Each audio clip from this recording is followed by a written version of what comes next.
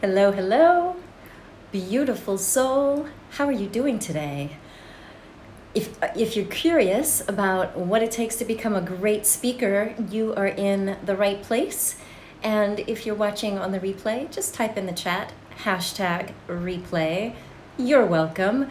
Good to have you here, saying what's up to the beautiful Sandra D in America. Very good to have your energy here with us. So today, I am going to give you some insights on some of the topics that me and some of the other luminary speakers have been hired to do, yes, hired as in paid, to give speaking presentations, virtually, on stage, in person, all of that. So I want to talk to you about the topics. I want to find out what topics are in your mind, and I'm here to answer your questions. That's right, here to answer your questions. What questions do you have about becoming a powerful paid speaker? If you're just tuning in for the very first time, welcome. My name is Dr. Andrea Pennington. I am the Managing Director of Make Your Mark Global. I'm also the host of Speak from the Heart, a live in-person workshop, as well as the Speaker Circle online virtual training that's starting September 18th. So it doesn't matter if you're an experienced speaker or you're a total newbie. This conversation should likely help you figure out, is now the time? Is now the time you should start putting yourself out there as a speaker, or dusting off your skills, or leveling up your skills? I believe it is, particularly if you happen to be a speaker who can, well, okay, here are the three main buckets or categories, if you will. If you speak about health, well-being, psychology, that's one bucket. If you speak about business, business can fall into two buckets. If you are a speaker that speaks to corporations about profits, about morale, about surviving a pandemic, managing remote teams, that's relevant. If you happen to be a speaker who speaks to entrepreneurs, that is also relevant. And even though these are kinds of topics that right now are hot because for the last 18 months, the whole world has been dealing with this pandemic, and those three areas of life have been affected the most. So we're talking health, we're talking corporate business, and we're talking entrepreneurship. Those are really hot topics for speakers right now. But if you have anything that is pressing, weighing on your heart and soul, an idea worth spreading that's about the environment or political uprising or some new idea that you have to change the world, this is still a good time to be dusting off your speaker skills and getting that message ready to be shared with the world. So thank you for joining me for this little chat on how to become a powerful paid speaker Q&A. I'll also be going live on Thursday at this same time. That's 1 o'clock Eastern on LinkedIn, Facebook, and YouTube. So first question coming from Chef Garcia is how to improve your confidence. Well, the number one trick I have for improving your confidence as a speaker is to do it a lot. And it doesn't matter if you think it sucks or even if it actually does suck. I would say if you really want to increase your confidence as a speaker, I would do exactly what I'm doing here. Go live on social media. There is this saying that I recently heard from my lovely friend, Helena Philipson in Denmark. And she said, it's best if you take this attitude that nobody's watching and nobody cares. I know we all think that, maybe my high school English teacher is going to see me, or maybe that, dean of the medical school is going to tune in. I need to sound smart. The reality is they're probably not watching. And even if they are, you going live or sharing from your heart is going to be seen as courageous. So the best way to improve your confidence is, well, one, you can level up your skills. Take a speaker's course. You could, doesn't have to just be mine, you could join something like Toastmasters. But for me, the number one thing is practice, practice, practice. And the more you do it, you could do it live on your Facebook group. Chances are you probably have a small enough following that people are going to forgive you if you make mistakes or whatever. That's actually not going to be a bad thing. So what other questions do you have about becoming a powerful paid speaker? I'd love to hear. Type in the chat. If you're already a powerfully paid speaker, then tell me, what is your niche? What is the topic that you love speaking about? Now, since the pandemic, I'm in healthcare, obviously, and I speak all around the world about resilience, how to recover from burnout. On the medical side, I deal a lot with trauma recovery and addiction recovery. And since the pandemic, the two main topics that I have been hired to speak about and paid to speak about, one is about overall morale. Like, people around the world are just fatigued with this whole pandemic, lockdown, losing jobs, fear, masks, social distancing. Like, all of it has created fatigue, like not only in us physically, but in our emotional morale. People are just tired. And so being hired to speak about this topic, to help corporations like find the reason for being and their motivation again to raise the morale, is one of the things that has been really big for me. And I love that because it allows me to bring all of the best of my skills as a healer, as a facilitator, using positive psychology and nerdy neuroscience. I get to weave all of that in to these talks, and specifically to raise morale. So Carrie Men says, I speak about marketing and personal branding. Awesome. Me too. So I imagine that you are probably seeing a lot more people watching your videos, or maybe even asking you to speak.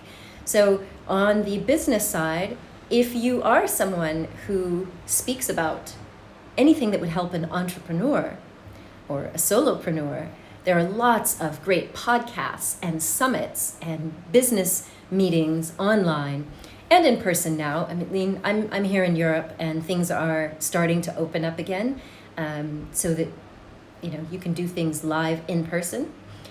So that's another question. Are you feeling discouraged because you've had this speaker idea and you haven't been able to do it in person? Some very beautiful people out of the UK, Taz Thornton and Asha Clearwater. Asha and her colleagues got a license to do a TEDx again in Peterborough. I did a TEDx with them in 2019. They got the license to do it last year and then canceled. They didn't choose to do it online, as some others have. So they're waiting, but there are many, many, many TEDx's that keep coming out. So for those of you that don't know, TED stands for Technology, Education, and Design, and it is a nonprofit company in America. It started off with just doing major events in the US, and they threw them online, and suddenly people started watching them. And now TEDx just means that it is an independently organized TED conference in various cities and countries around the world. And the cool thing is, many TEDx presentations are still happening since the pandemic. People have just chosen to do them virtually, or they've chosen to do it with COVID safety measures and not having a big audience. So if you feel like you have an idea worth spreading, then it's worth it for you to start really mapping out what you want to share with the world. All right. So checking on the comments, do you have any questions about becoming a powerful paid speaker? Thank you, Sandra D. She says she could listen to me talk all day, and you have, haven't you? When did I decide to be a speaker? And thank you for the compliments. Yes, I have been doing this quite a long time. When did I decide to become a speaker? I decided to become a speaker the moment I realized that I could get attention. You know my story. I grew up in a family where my mother said, children are to be seen, not heard. She had this post-Victorian, very British upbringing. And so as soon as I got into school and they were like casting a play and they needed someone to read a part, I was like reading the part and they were like, yeah, pick her. She wants to read, no one else wants to. So when I stepped on stage, it was like, finally, I get to be seen and heard. And it started off with theater, of course. And then I moved to television when I was in the 6th grade in Denver, Colorado. They had this thing called the Super 6 School News. But doing public speaking started in my college years when I was in Atlanta, Georgia.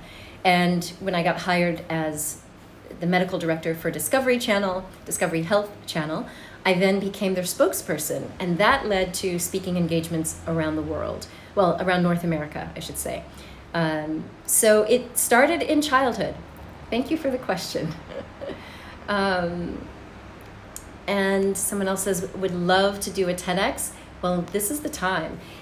I truly believe that when you start to feel this urge, this call, this desire inside of you to get a message out to the world, if you feel like there is something you know, or you have a unique way of solving a problem and you just wish more people knew about it, I tend to believe that those impulses come from the divine.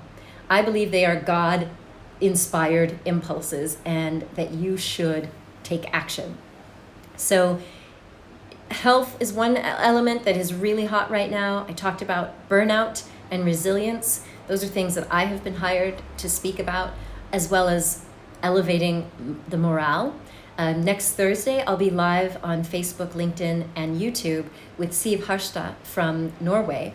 She has also been doing virtual keynotes and is getting ready for an in-person keynote.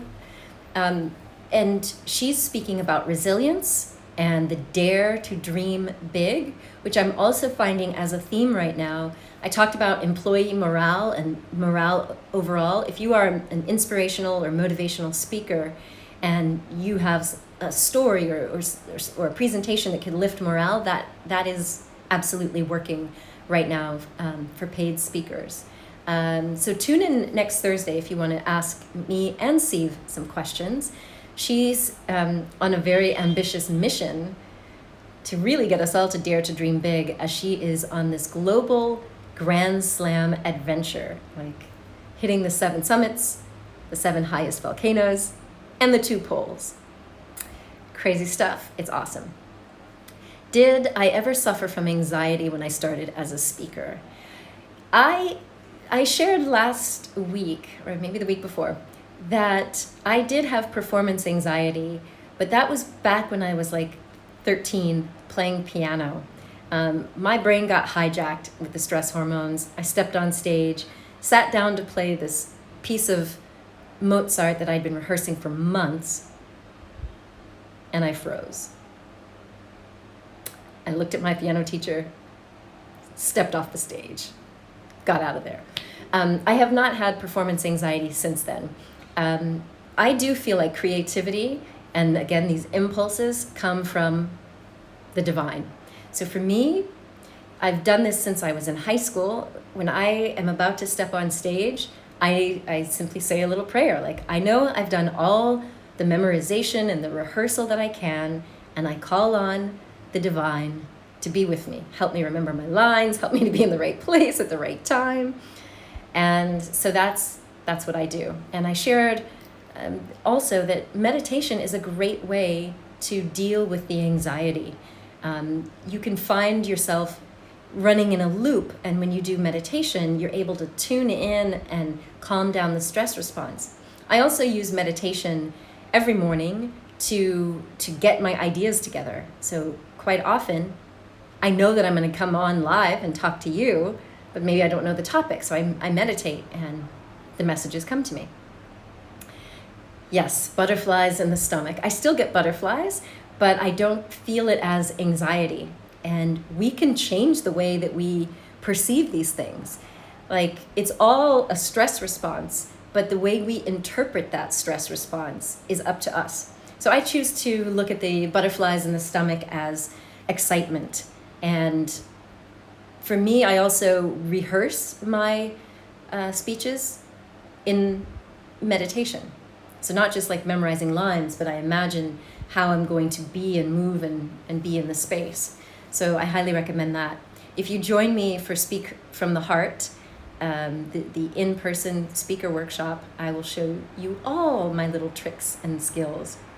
So the other thing I wanted to suggest for some of you who want to become a well-paid speaker, it's not just about speaking for an audience and fulfilling their needs. This is also very useful for you to brand yourself.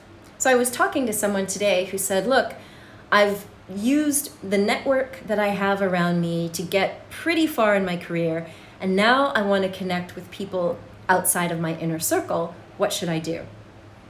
The number one thing that I have found, unless of course you have a lot of money, you can do paid advertisement.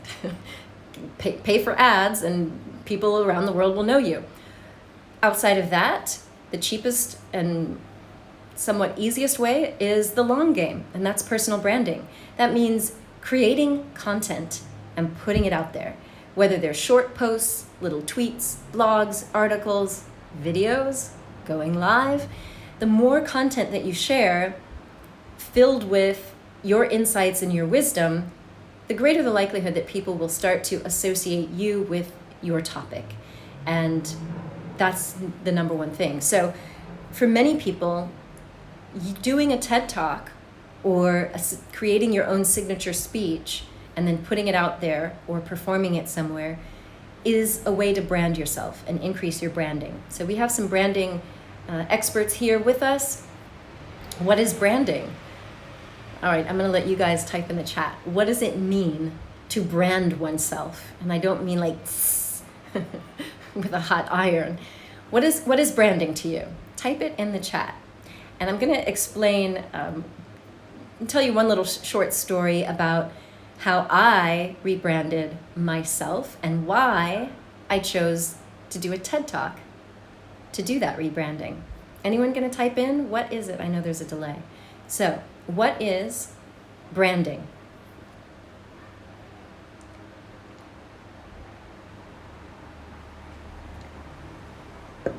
Really, guys? Silence? Come on now. It's your message to the world. What makes people gravitate towards you? All right. I don't know how to say your name. Hombury? Well, branding, yes, is about communicating a message so that you create an impression in people's minds. Branding is kind of like what people think about you and what they say about you when you're not around. And it's not always correct, right? We can sometimes have an impression of other people and it can be completely not in alignment with truth. In my case, when I was working for the Discovery Health Channel, I was anchoring the news and I was on TV every single day for years. And at the time, they wanted me to look like a very buttoned up, doctor-y type. And the way that they had me style my hair and do my makeup and put me in these very boxy suits, being on TV on Discovery Channel, I was representing the network, anchoring the news and hosting my own show and then documentaries. And so they wanted me to have a certain look. And because I'm an actor at my heart, I was like, okay, so I'm a doctor playing a doctor on TV. That's cool, right? So after a while, I remember being out at an ice cream shop. And I'm standing there kind of looking at the menu. And I caught the eye of this girl in front of me. And then she went, oh, Mom. And she was like telling her mom, like, look, it's Dr. Andrea. And I was like, oh no. Like she thinks that I'm that boring, buttoned up person that she saw on the TV. That's not me. That's like a role. That was the first time that I kind of realized, like, whoa, what have I done? Like it went from being fun to being a burden, to be recognized for something and someone I am not. You know what I'm saying? And it was, yeah, you saw that, Sandra. You're hilarious. Sandra said, I think they put one of Stedman's suits on you at the Oprah show. It's awful. Sandra's talking about this video that I just put up. Y'all, I have hidden that first Oprah appearance for years. Like, I'll let people see the second appearance on Oprah, and when they came to my wellness center and we shot with me in my place. But that first Oprah appearance with Patti LaBelle, I don't usually show it to anyone. And you're right.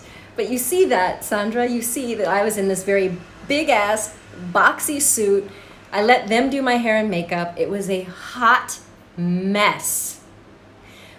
And here's the thing.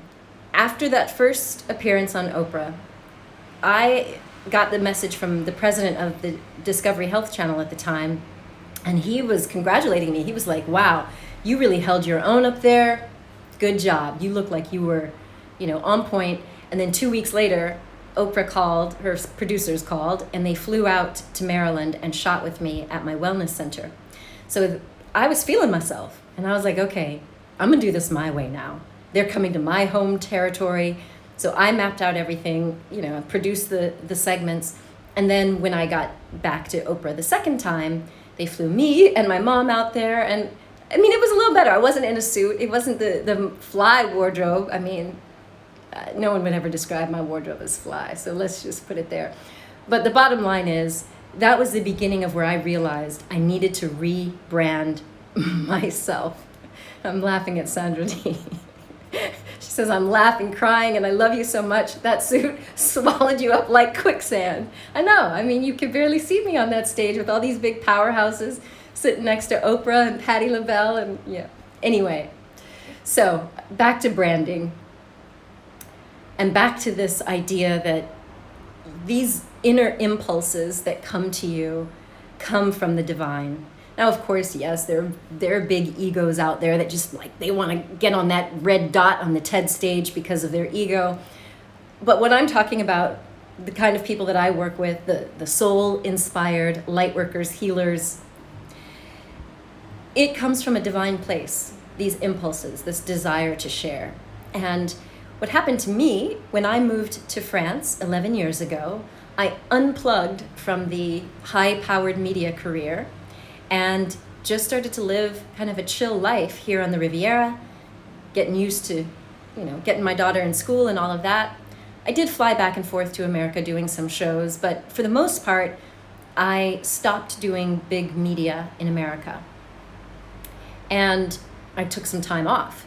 And I remember very clearly sitting on my meditation mat, and I had this impulse, I had this idea that I wanted to share on stage, and it kept coming. And first I was like, oh, that must be my ego. Oh, you just want to be a star again. But no, it kept coming up in meditation. I'm like, this is not my ego. This is coming from my heart and soul. And it was at that moment in 2013 that I said, okay, I want to get back on stage, get back on screen, but I can't come back with them thinking that I'm that old Dr. Andrea. And that's when I decided I needed to rebrand myself. It's like, let me reintroduce myself, right? I decided that the best way that I knew how to rebrand myself, especially being in the south of France, was to do a TED Talk. Now, at the time, I was working as an adjunct professor at the International University of Monaco, teaching corporate brand management and TV industry and applied positive psychology. It was fun. And I got a phone call. Who calls people on the phone anymore, right? I actually got a phone call from one of the MBA grads from the University of Monaco saying that they had just gotten a license to have their own TED Talk. And I was like, whoa, talk about the law of, attraction, manifesting. I mean, I had already started mapping out this TED Talk when I got the call. And so sure enough, I did that TED Talk in 2014. Maybe you've seen it. It's gotten 2.9 million views. And I've said before, it wasn't my best talk ever. I was super scared because it was my coming out story. Coming out as the real me and confessing that I had dealt with depression and that I had a near-death experience. And that was a big deal for me. I hadn't anticipated that being so open and vulnerable was then going to be a part of my life going forward. I was just doing it to clean the slate so that that would be the most recent piece out there in the world about who I am and what I stand for. Well, be that as it is, that TED Talk has served me so many times over. Me personally, I mean, it's given me great fulfillment because I'm getting like messages every single day since about 2015 to now, every single day, direct messages, emails of people saying that my talk totally resonated with them, that they feel that it may have actually saved their life because they found themselves going down the path that I was. People saying that for the one time in their life they actually feel seen because my story was so in alignment with what they had lived. And that has been like so fulfilling for me. I didn't do it for that reason at all, but that's what I got back. Because of that first TED Talk, I met one of the investors in my company, Innate Vitality. It's brought me other deals and collaborations. And then I've done a couple more TED Talks since then. The most recent one was in Peterborough, and that one's got 900,000 views now. And it continues to serve me. So yes, people do it as an ego move. It's also beautiful to do it just to brand yourself and to set the stage so that people can see who you are and what you stand for. And then you can take it deeper, because a TED Talk is only 18 minutes. Now, if you get a keynote, that's usually 45 to 50 minutes, and then you're leaving 10 minutes for Q&A if it's that kind of a keynote, or it's a full hour. But it's a really good idea that if you really want to brand yourself, that you come up with what is that key message that I want everyone to know about me or about the products that I can provide. And do it. If you feel that in you, it means that there's already an audience out there. And don't be discouraged if you've pitched yourself to an organization for one of their events or for a TED Talk. It's generally not personal. Even if you're like just a mediocre speaker, keep doing it. Like when you submit for a TEDx or even the big TED stage, you have to turn in a video. And so they're going to be looking at your speaker skills, and they're going to look at what other content you have online. So that's why I say practice, practice, practice. Put stuff out there so that people can find you and they can see that you are a good speaker or that you keep getting better. So when you have to put out this request that they look at you and they look at your proposal, don't be upset if you don't get it, because each of the TEDx's usually has a theme associated with it, and maybe they got too many people in the same category as your talk. So don't always take it personal. I don't want you to like just stop because you tried it once or two or three times. Like as a pediatrician, we used to say with kids, you let a child try something 15 times before you can truly allow them to say, I don't like it. It didn't take me 15 times to eat Brussels sprouts to know that I don't like them. Still don't like them, but you get my point. Don't be afraid to put yourself out there and try multiple places. And if you don't know if your pitch is good enough, then come to the speaker circle and let me give you some training on that. The link is in my bio. Anyway, so does that make sense to you all? Do you see what I'm saying? If you have this desire to speak, if you have something inside of you, I believe that comes from God. If it's your ego, check it at the door. And what else does that mean? It means that there's already an audience waiting for you. And so if you need to practice, then get on social media. Get on other people's podcasts. Start your own podcast. I mean, you could look at my first TED Talk and look at my third TED Talk, or look at how I speak. Well, okay, maybe don't judge me now because I've got a dog on my lap and it's the middle of the day, but you can judge my speaking over the years and see how it's improved, including my clothes and maybe my hair. So I hope this has been helpful to you, and I hope this inspires you to don't wait, like bring that goodness out of you. The world is waiting for it. If you have a vision of yourself getting paid as a speaker, then invest in yourself, invest in building up the skills. Put together a speaker kit. I have a free training about that to teach you how to pitch yourself. And Yeah, it's absolutely possible. So don't give up, my friends. Are there any other questions? Thank you for all of your sweet messages. So nice. Thank you. Do you have any other questions before we say goodbye? Because, she's kind of like saying, hey, I want some attention, right? It's that time of day. It's 7:30 here in the south of France. I'm going to be going live again on Thursday. This Thursday, I will be with Dr. Jill Stocker. She is someone who went from not being able to speak, she could only read, to giving major keynotes in front of big-time medical societies, doing videos all over the place. She got on stage in a bright pink jumpsuit at one of our events, and now she's in my documentary film about resilience. So this Thursday, Jill and I will be live again on Facebook, LinkedIn, and YouTube at 1 p.m. Eastern Time. That's 7 p.m. for us over here in Central Europe. So I did answer the question about overcoming speaking anxiety, Miss Finesse. So as soon as this is over, you can rewatch that. I also did a whole discussion about performance anxiety that you can find on my IGTV as well. Thank you for the compliments on my little dog. And Amaka says, how do you know when you're ready for that big stage? Well, I would say after you've done enough small stages that you feel comfortable. There's nothing worse than doing a big stage and then it kind of being mediocre. That's okay. I mean, it happens to the best of us. But I would say rock the small stages such that you feel like if I called you at a moment's notice, you could just step in, step up, and do it. Part of what I find is the art of great speaking is being able to really engage the audience and take them on a journey, whether you had 5 minutes, 15 minutes, or 50. So I would say when you know that you can captivate an audience, then you're moving your way towards being ready for the big stages. When you've had enough experience that you don't get flustered when the clicker doesn't work.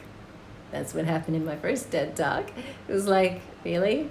And then the editor edited out a word of my talk and people were okay, sorry, I'm going on a tangent. Things can happen with your clicker or the microphone or other glitches. When you've done enough small things and you don't get flustered, then yeah, you're ready to step up on the big stages. I did a big headlining in London alongside Gary Vaynerchuk and Ryan Dice, and that was a big, big deal. And that was a turning point in my public speaking career as well, getting paid, good money to speak in front of 500 people.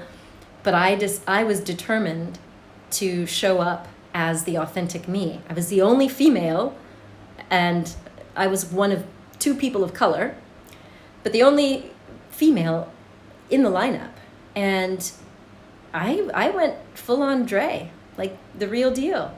Talked about my stuff, my woo-woo crazy stuff. But it turned out to be an incredible event. And I knew I was ready for that big stage because I had done so many others. All right, so thank you all for being here. I hope this has been interesting and insightful for you. Is there a way I suggest to seek out these big stages? If you're ready for a TED Talk or a TEDx, you can go to TED.com and do a search. They have speaker requests. When each time an independent TED is looking for speakers, they announce it online so that you can submit an application, which includes links to your past speaking, as well as a video. Usually there's a video that you submit. So I would look there if you really think you're ready for that red dot. You could also just do searches online of speaker applications and speaker requests. You can find those online.